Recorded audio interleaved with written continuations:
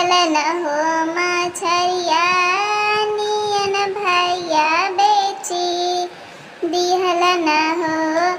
जब बेटी देखेली पापा की ओरवा हो तब पापा मुहावा घुमाइलन हो तब पापा मुहावा घुमाइलन हो।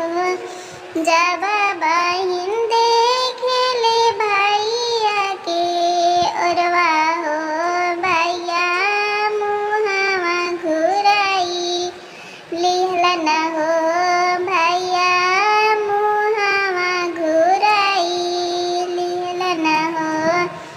अब का तू देखबू बेटी हमारी ओरवा हो सब घरवा बिकवाइयो देलू हो सब घरवा बिकवाइयो देलू हो।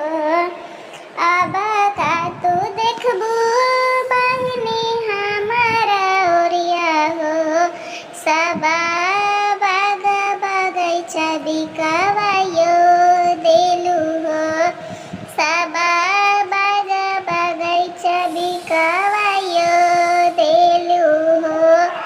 एतना बचनिया सुन ननदुलारो बेटी हो झरा झरा नयना झरलन हो झरा झरा नयना झरलन हो।